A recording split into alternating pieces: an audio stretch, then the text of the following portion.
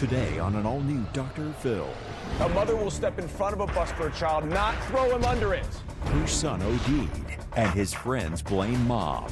I do feel that Heather killed Brandon. I did not kill him. The drugs. You said you showed Heather the crushed pills that Brandon took from her purse. Yes. He did not show me that. The alcohol. I showed her everything on the counter. Beer cans, the vodka bottle. I didn't see any beer cans. The accusations. I was 15. I woke up to Heather being on top of me. Did you have relations with AJ? No, I did not. With Mark? Oh my God. It's Lucas. He's the one who's buying all these people off. Now. I believe you have an addiction problem. This is just not what I came on this show for. The dramatic conclusion. If you don't get yourself straightened out, we're going to be burying you.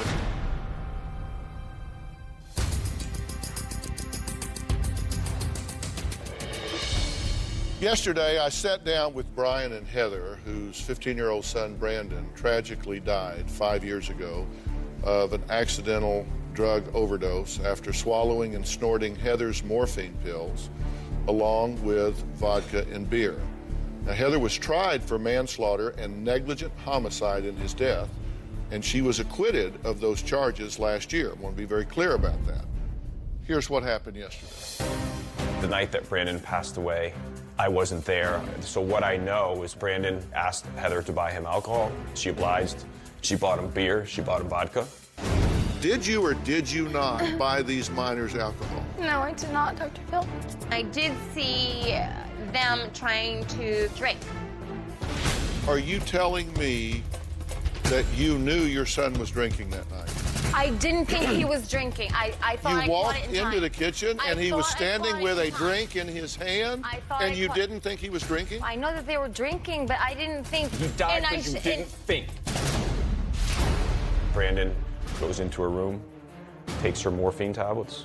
He crushes them up. They snort them up their nose, and they continue to drink. By our math of your reports and the others that were there, your son consumed approximately 22 beers, 4 or 5 shots of vodka, took 3 morphine tablets, and sniffed 4 rails of morphine. That's the allegations, yes. Yeah. Do you dispute that? I do. Travis decides he wants to go home. Heather comes out in her own testimony and says Brandon was too drunk to drive. He was belligerent. He was falling into the walls. She drives Travis home. Brandon is fading in the back seat as if he wants to sleep, so she comes inside to get him a pillow and a blanket. I was actually, oh good, he's sleeping. I gave him a pillow and a blanket and gave him a kiss goodnight. Heather never called 911. What kind of animal is she? She's a monster.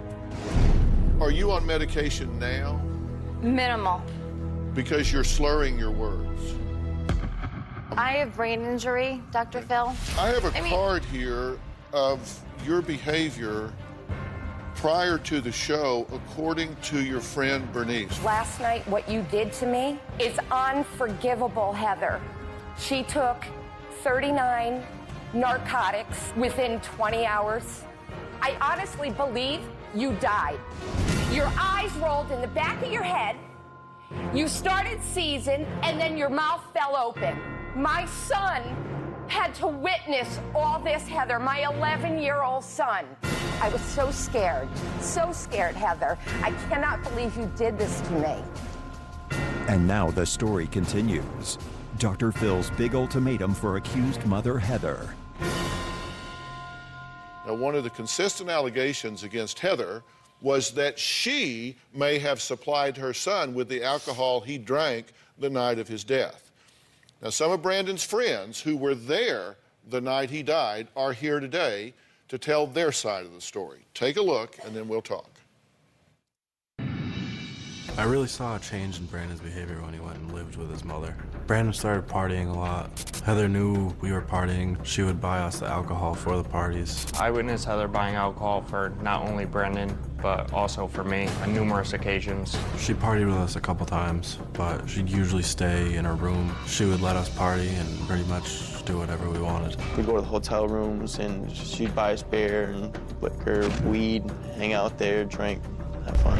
The night that Brandon died, we go to Mom's house, had 2 or 3 beers, started doing some vodka shots. We were hanging out in the kitchen, which is very close to Heather's bedroom. He comes back out with her purse, pulls out an orange pill bottle, and started crushing them on the table. He did one. I couldn't do it, so he ended up finishing what he had portioned out for me.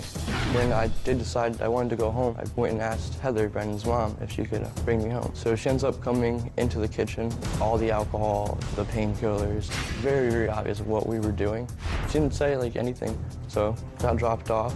Last time I heard Brandon's voice was him like singing to the radio in the backseat and slowly fade away. I walked to the kitchen, saw the mess of pills and cans all over the kitchen counter. I was pretty worried what was going on, so I waited for Brandon and Heather to get back. Only Heather walked inside, and I asked, do you think we should bring Brandon to the hospital? And Heather said, no. I checked on Brandon a few times, and I went to sleep. In the morning, I walked into the garage. I found him passed away in a car. Seeing his face is still burning in my head. It's very hard. I do feel that Heather killed Brandon. Knowing that she bought him alcohol, weed, and I knew that he was taking prescription drugs from her. I don't know if she gave it to him or if he took it, but either way, she knew about it. She could have brought him to the hospital. Instead, she tried saving her own self. She is the reason why Brandon isn't here today. She had a responsibility to take care of him, and she didn't. Well, joining us now are Travis, AJ, Mark, and Chris. And guys, thank you so much for being here. I wish we were talking about anything else besides this.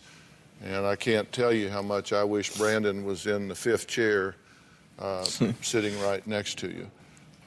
Chris, let me talk to you first. Now, you say you witnessed Heather buying Brandon and friends alcohol. Is that true? Yes. And tell me about that. That was really hard. I was 15 years old and I just witnessed my friend pass away. And police are asking me if we bought alcohol. Yes, we did. I had a hard time remembering when. It wasn't. We went to Ashford's Spirit, and I still remember that night very clearly. Usually when we bought alcohol, it was usually that night.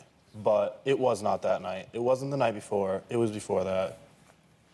We went in, Heather and Brandon went in because Heather could not physically pick up the beer.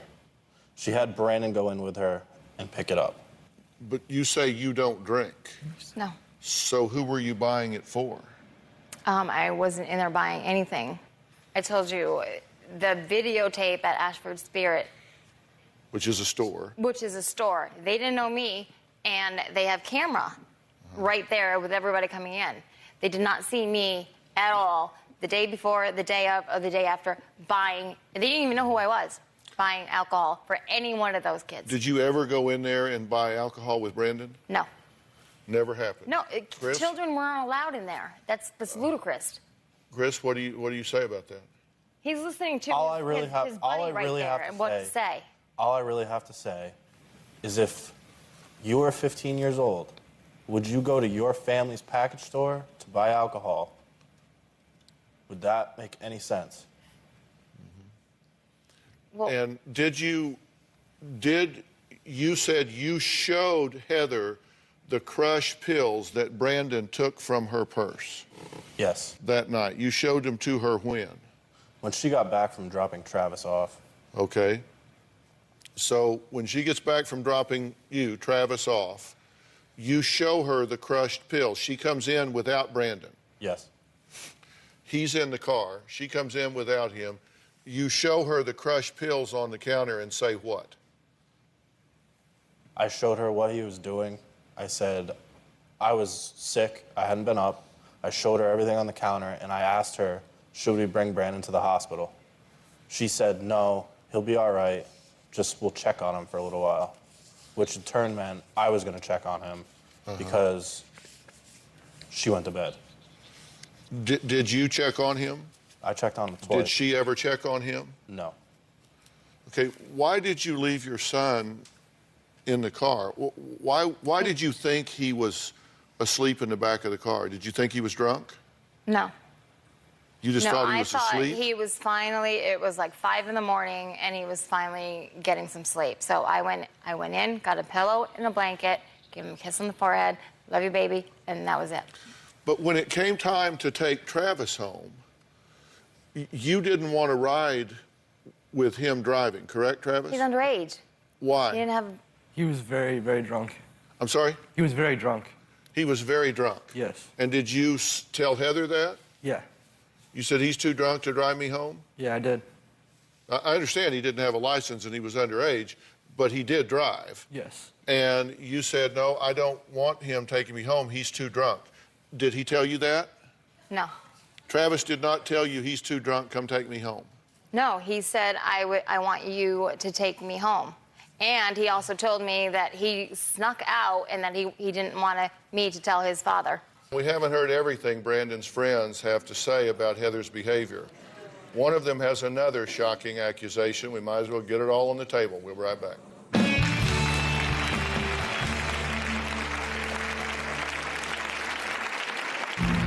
We got a hotel room. Heather bought us a liter of vodka and a six-pack. All three of us were pretty drunk. I woke up to Heather being on top of me. You've got to understand, Heather, you have a serious, serious addiction. How dare you? This is just not what I came on this show for. Heather bought Brandon marijuana all the time, and I didn't know it. These struggles that we went through with his drug use, the whole time he was getting it from his mother is just disgusting. She was his mother. How can you do that? How do you give alcohol, marijuana, and prescription drugs to a 15-year-old person? I never bought drugs and or alcohol for Brandon Lee Spetsiowski. Never. Well, that was Heather, who says her life has not been the same since she found her 15-year-old son Brandon dead in the back seat of her car 5 years ago. He died of what appears to be an accidental overdose after swallowing and snorting Heather's morphine pills along with vodka and beer. Now, Brandon's father and best friends all blame Heather for Brandon's death because they say she bought her son alcohol and allowed him access to drugs. Here's what DCFS said about what happened. Brandon's mother observed her child inebriated and was reported to have knowledge of his drug and alcohol use on that evening.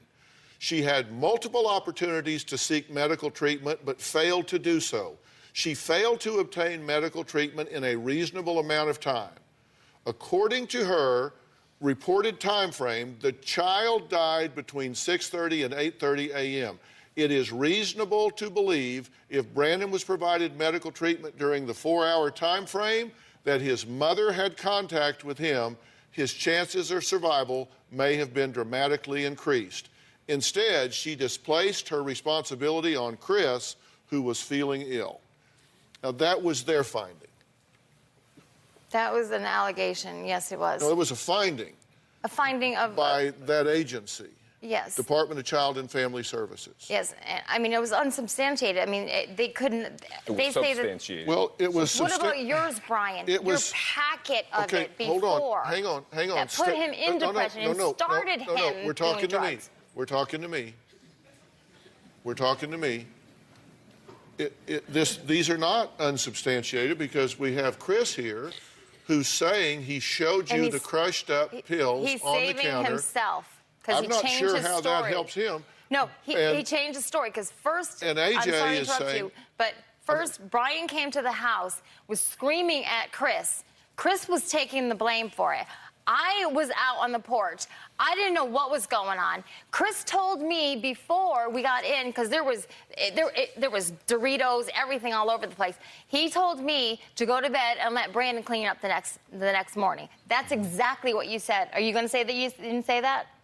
When did I say that? You told me when I started cleaning up to not clean up and let Brandon do it the next morning. Okay, what were you cleaning up? Well, I started cleaning there was a table there. What were you cleaning off of the table? Well, there was Doritos, just mess, a huge mess. Beer? And it was 5:30 in the morning. Were there beer cans? I didn't see any beer cans, no, sir. I told you, I saw the vodka bottle, yes. I don't know where they got that from. Okay. But that went down the drain and I threw it in the garbage. And for everybody to boo Chris, me, nobody knows my story, so at least... Well, we're trying to learn it. Chris, were there beer cans? Yeah, it was the only thing dirty in the house. I'm sorry? It was the counter, and it had the pills, the beer cans, and the vodka bottle. Okay, I think the point is, Heather, that according to what you're saying that you knew your son was drinking vodka, which is worse than beer.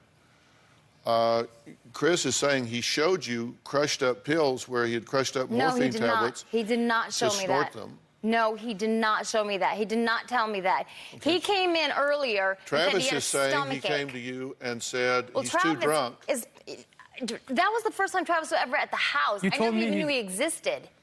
Okay, so he certainly had no agenda against you because you didn't even know he existed. He does because Brian paid him off the $100 a head. Brandon was mad that I wouldn't let him drive me home. He was too intoxicated. I didn't want any of us to get hurt. And she said, "Oh, don't worry about him. Can we take polygraphs? He's been that drunk before." She's known him being that drunk before. Now, AJ has another revelation about Heather. In the summer of 2007, I was 15.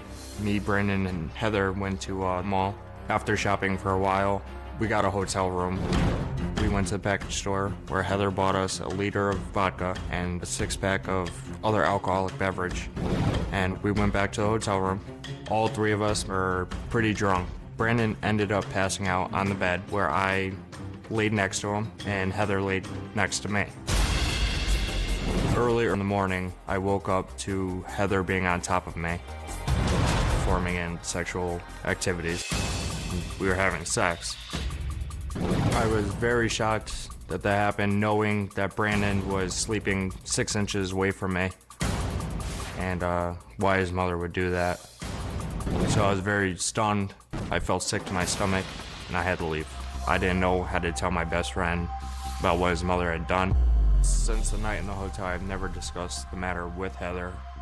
Been carrying me for almost 6 years now. Heather, what do you say about that? I really don't know what to say. All I know is... Did that happen? No. The detectives came to my door. We're not talking about the door. We're asking whether or not you had sex with this... He was a child. Exactly. Exactly. No, he says he I was woke going out up... with my fiance was 42 that died in the accident. I don't. Was this a close call? Is there anything fuzzy about this at all, AJ? Not at all. Not at all. It happened. It needs to come out, and it happened. My child died.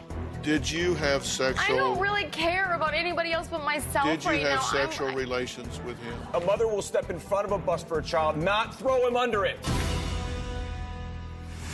And later, there's a question on the floor. You're either willing to accept it or you're not. I'm scared. I am scared. I'm a mess. I have so much anger inside.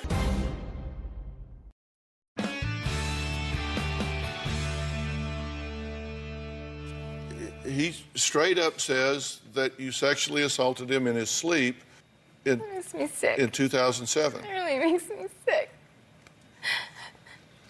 Did that happen? No. It makes me sick to actually have those allegations against me. I don't even know what to do. I feel off. I feel so off. I don't even know what to do with my life. I don't even know. People are coming at me at all angles, and Brian's the main person coming at me. But you have AJ down here who said, and I quote, because it really jumped out at me. AJ he said, and I quote, "I don't want any secrets anymore. I just wish I could have my best friend back." My child died. In my arms, He was gone. Did you have sexual... I don't really care about anybody else but myself right now. Did you have sexual relations with him? No, I don't. You cared about yourself instead of... Did you have sexual relations with AJ? I want to and have then together with... Brian, you should have put him first. You're second. A woman always puts her child first. Of course. Parents put their kids first. Always. And you broke his nose and put him in depression and... Hey, listen, a mother will step in front of a bus for a child, not throw him under it. That's what you did. Did you have sexual relations with AJ? No, I did not. Did you have sexual relations with Mark, who's sitting right next to you? Oh, my God. Mark was my son. I mean, that's ludicrous. I took care of him since he was a child. Mark, what do you have to say? I was 11. It was the exact morning of September 11th. I was home from school. I actually got suspended. I woke up with her hand in my pants, and just straight to the point, I remember she just said, when we stood up after, it was probably 15 minutes after, and she's just like, I wish you were older. Or only if you were older, sorry. Did that come from him? Nah, it's more of what I thought about is, you know, Brandon, I didn't want to have to bring all this up. Mark, you're all about the money. Yeah, you're right. You came to me for cleats. I didn't give you any more money. There was no money. You went to him. Everybody else is being paid off by him, and I mean, I have proof of in those testimonies that I gave you. There was text messages when he opened a salon and said, it's $100 a head if you testify against me and say that I bought drugs and alcohol for him. That's why he did that. It was him. He's the one who's buying all these people off.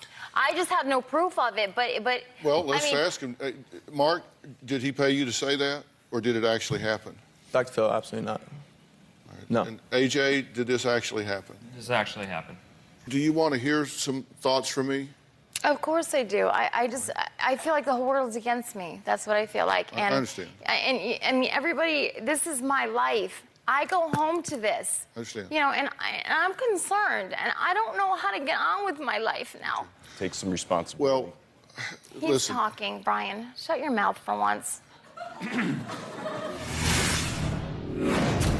You've been charged with manslaughter twice. They were both accidents. You come out here, you're slurring your words. If you don't admit what's going on and get yourself straightened out, we're going to be burying you in a very short period of time.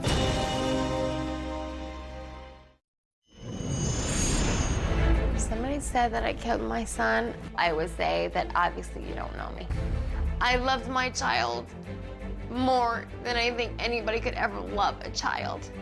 I still love my baby. I still talk to him all the time. Bottom line is, he died because of her. If she wasn't in his life, he would have lived.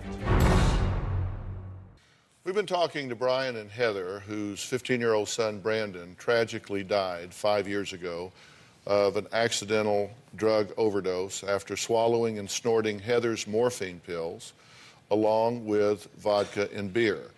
Now, Heather was tried for manslaughter and negligent homicide in his death, and she was acquitted of those charges last year. I want to be very clear about that. Brian says he still believes she's guilty. In fact, he brought a civil suit against her and got an award of damages against her for the death. And, of course, there are very different standards of proof in criminal versus civil proceedings. You know, I wasn't there for any of these events. Are you with me here? You listening to me? Yes. I know that he is very upset, has a lot of unfinished business, has taken out ads against you, has sued you, sought your prosecution. Is part of this driven by his own guilt for saying to himself that he should have seen this coming or something? I mean, only he knows that. But what I'm looking at is just the pattern here. And you've been charged with manslaughter twice. I think alcohol and drugs have been involved both times. Yes, I was connected to 2 deaths. Yeah. But they were both accidents. I understand, and they both involved... And I loved them both very much. They both involved alcohol and drugs, though, correct? Well, yes. Okay, I'm just saying. I'm just telling you. Yes. I'm just telling you in but terms I don't of. drink. I don't. I'm on prescription drugs. I'm trying so hard to get off of them. Really listen to me right now. It's sorry, important I'm that you sorry. hear this. Go ahead. Because, you know, I kind of go through a differential diagnostic process in my brain. This is just the way I think. And so I look at long-term patterns, and I see here that you've been been charged with manslaughter twice. Both times have involved alcohol and drugs. The second time, your own son tragically lost his life. We have Chris here who is saying that you certainly knew that there was drinking and drugs involved. We have this young man, Travis, who didn't even want to ride in the car because of fear that your son was so incapacitated that he couldn't operate the vehicle safely.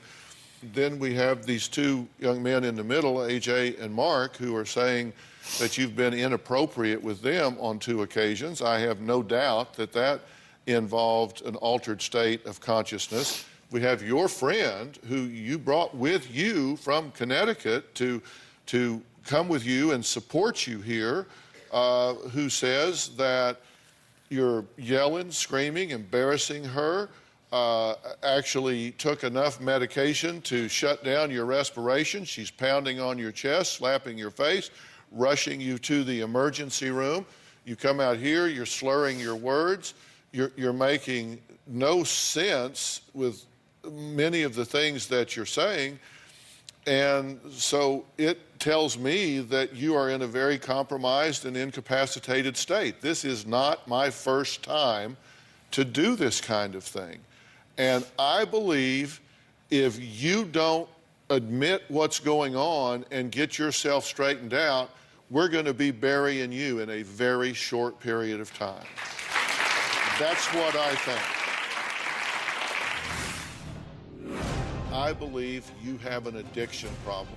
I think you need help, but you have to take it. And if you don't, you're going to wind up dead. Will you make the commitment to do it?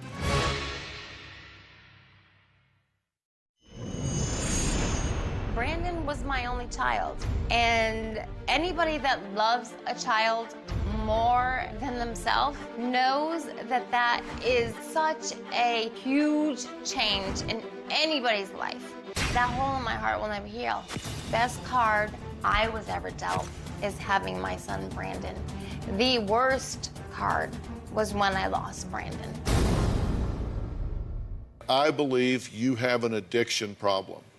And I think it is impairing your thinking, it is impairing your judgment, and I think you are medicating yourself out of guilt and fear and running from it, and you can run, but you'll just die tired because you can never escape it. And the one thing he said, as much as he has disdain for you, is he said, admit what's happened and get yourself straight. Even he, through all of his angst and hatred towards you, is telling you to get help. And you need to get help. If you do not, you're going to kill yourself and probably somebody else. And the best friend you got in this room is sitting right there in that chair, Bernice. And the second best friend you've got in the room is me. Because I'm telling you, I don't think you're some horrible person that should be put under the jail. I think you need help. And if you'll take it, I'll set it up and give it to you. I will get you the help, but you have to take it. And if you don't, you're going to wind up dead, bottom line.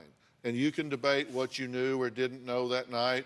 I think you were high that night. Dr. Phil, when and your made son really dies, bad judgment. You want to die. I want to die every day of my life. I agree. I understand. I mean, you're not supposed to ever cremate and put in a little box that I saw that he did. A child. I don't know what you want out of this, but I'm telling you that you're not ever going to have a rational conversation with her until she's clean and sober. And that needs to happen before anything else happens. And I'm telling you, I will make arrangements to put you into a dual diagnosis drug rehabilitation facility that will deal with your depression, it will deal with your personality issues, and it will deal with your addiction. if you will take that help, I will set it up and make it happen for you. But the deal is, you go there from here.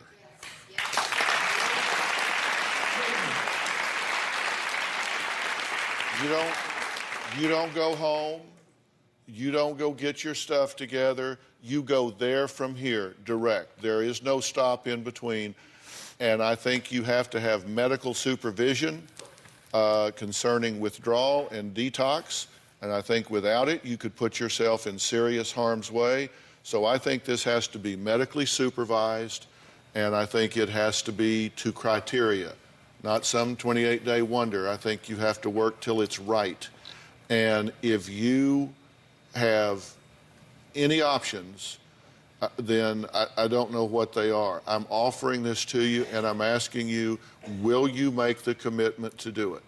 My doctor is working with me back home. Yeah. Let me finish, please. Let me talk, okay, please. you think about Everybody that. had their time. Let me talk. You gather your thoughts. We're going to take a break. Then you can tell me what you want to say. There have been a lot of allegations made today, but Brian says he only wants one thing from her.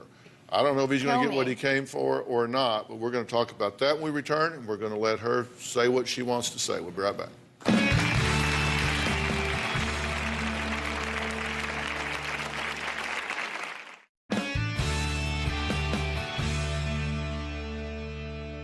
What is it you want from her?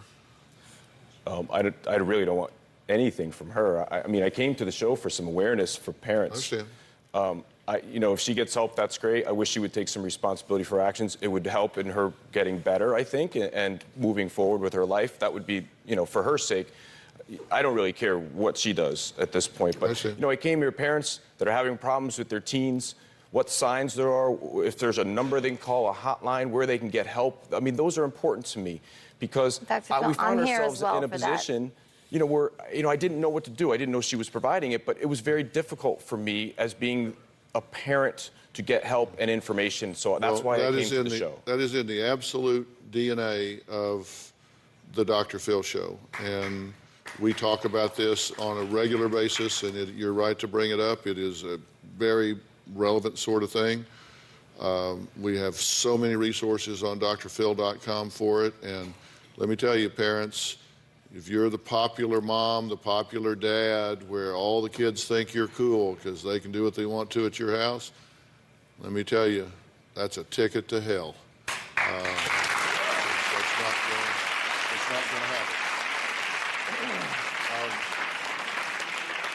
One thing I've asked you straight up. Can this is, I'm making an offer to you. I will arrange for you to go to Origins Recovery Center. It's a dual diagnosis treatment center. They deal with the psychological issues, the medical and biochemical issues, the addiction issues. I'm offering that to you as a gift to try to get your life back in order. If you want that gift, you need to say yes, but the caveat is you go there from here. Heather. No, Could you do this for one more Casey thing. Brandon? I named my son after her son, in memory of her son. That's how much I love Heather. I would do the world for Heather.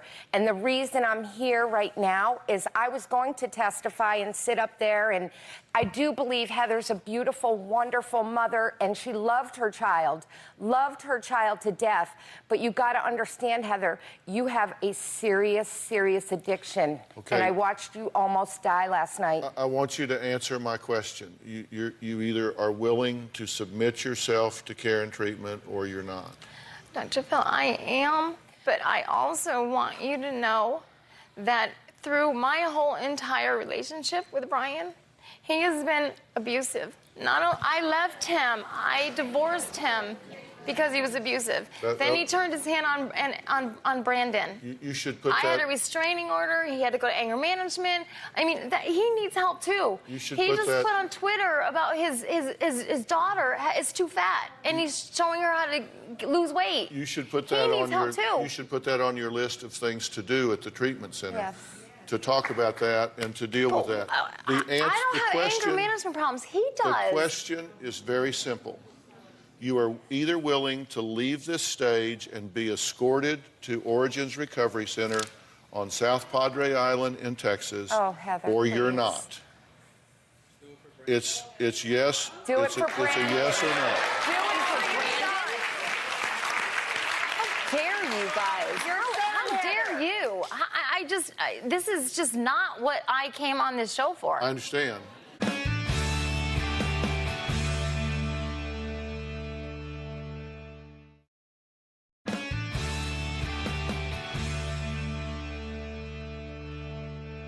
There's a question on the floor, Heather. You're either willing to accept it or you're not. I don't even know what to say. I'm so confused right now. I am so confused right now because I came here hating him for what he did to Brandon. Now somehow it's always turned around on me. You know, between the media and everybody else. I'm not turned around you. I'm offering. You can't be the victim when somebody's offering you a gift. Thank you, and I thank you so much, and thank you for having me on and listening to my story. Are you willing to accept this treatment? You asked for help. This is it. Yes, I would love to, but there's other people involved that need help too. All you need to worry about right now is you. You're either willing to leave here and go there, or you're not. Can if I say yes, can you please look at him and tell him, to all of them, to leave me alone forever?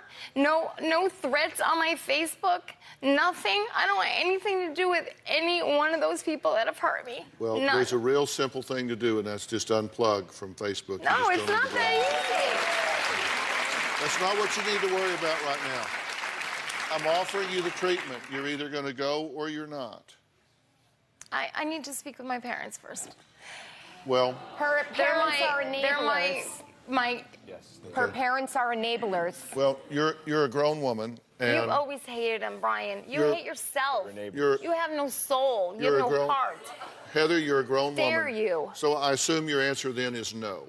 No, I'm not saying no. Because the offer expires when I walk out of here. But understand, I do have a responsibility. Dr. Phil. I understand. I don't really think I have. I have gotten off most of everything on my own with my doctor. Then it'll be easy. I came here. I had a behavioral health appointment with a therapist, and I said no to them to come to your show. Good. Good choice. So if this is a better choice for me to go there, then of course I'm going to say yes. Well, do you think I know what I'm doing? I want to heal my heart. Do you think I know what I'm doing? Yes, I do. I think this is a life-saving offer for you. I wouldn't be here if I didn't. I think it's a life-saving offer for you. I hope so. And, you know, understand, since starting this show, I've received 5 million letters of people asking for help, and very few get through. You're here.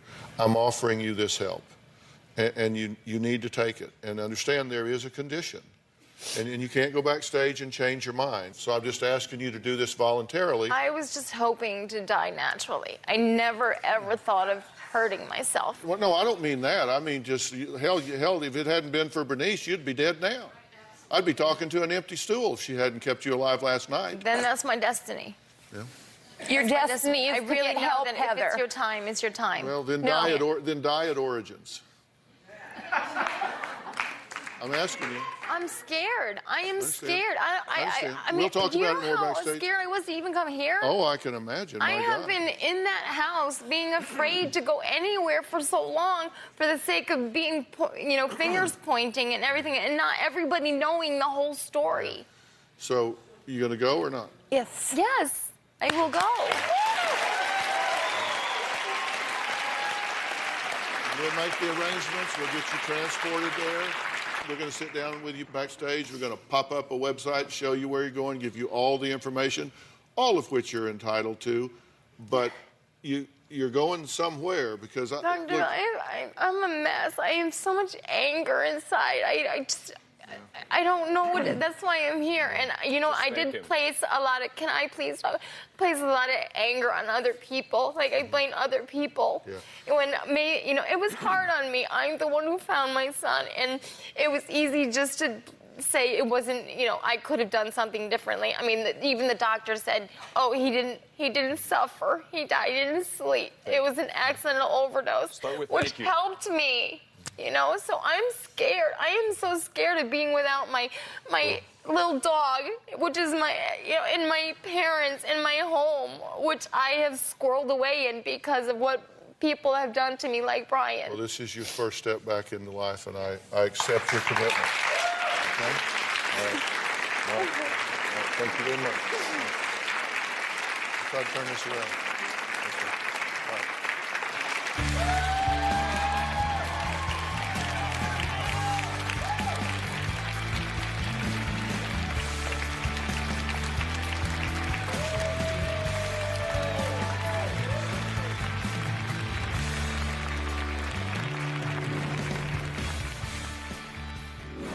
Even though Heather accepted my offer of treatment on stage, she changed her mind after the show was over. I want to go home. So staffers called 911. The police were dispatched, and an EMT found reason to take her to the local hospital for evaluation. Heather was evaluated by doctors at the local hospital, held overnight, and released the next day. She decided to fly home and not to a treatment center.